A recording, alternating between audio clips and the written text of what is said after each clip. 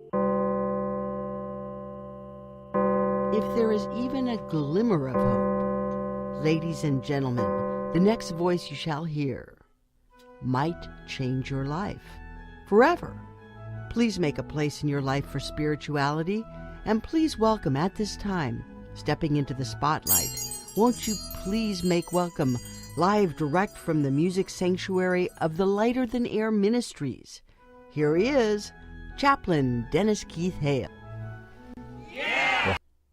Well, hi again and glad of it. Ladies and gentlemen, I am Chaplain Dennis Keith Hale. I'm coming from the Lighter Than Air Ministries here in Northern California, USA. Thanks for joining us on our weekly show, The Spiritual Side of Cannabis. This ministry loves to be loved. This ministry enjoys so much people recognizing what we've done for them. And this past week has been wonderful for us. We've had so many affirmations of the 7-minute miracle. That's 7 minutes of getting high, followed by 53 minutes of enjoying the most beautiful music in the world, your own, from your own collection. This week we received so much affirmation. So many people have contacted us to say, yes, where was I? What was I thinking of? Why didn't I get involved with this? I'm 70 years old and I had my first puff. People are upset.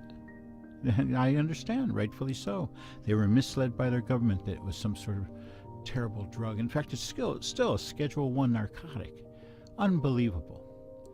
I remember Carl Sagan spoke about that, and so many other people, that this is a wonderful perception enhancer, not an intoxicant.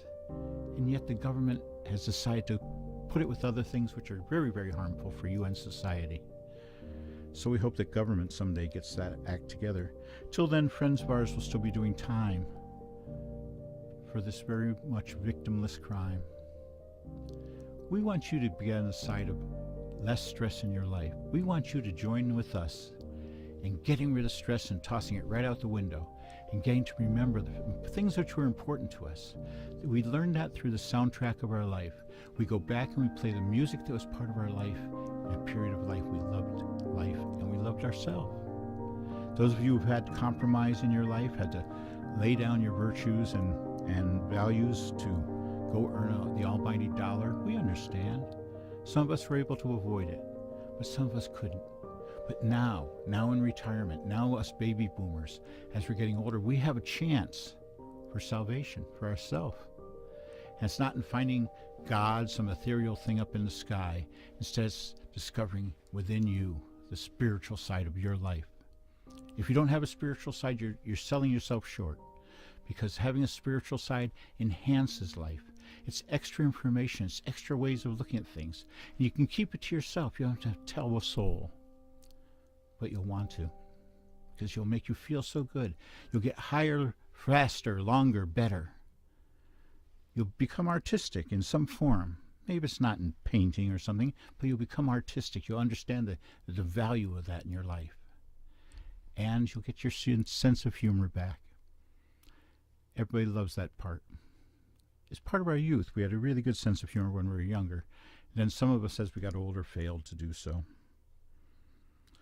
Anyways, as the summer's drawing to a close and autumn's with us, it's a good time to think about how you want to rejuvenate yourself, how you're going to take these months in which you're more indoors and less outdoors, and make something beautiful for yourself. Create a temple in which to dwell for yourself, and use marijuana. It'll help you.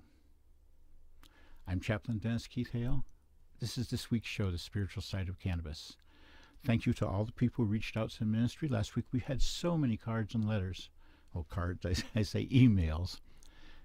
From people just like you who tell us they found the grace and beauty. We know you will too. So good night. Good night, and thank you for joining us here at Spiritual Side of Cannabis. I'm Chaplain Dennis Keith Hale. As you go through your life, I hope that when you need it the most, you find mercy. And as you go through life, may you go with grace. Thank you so much. See you again next week. Good night.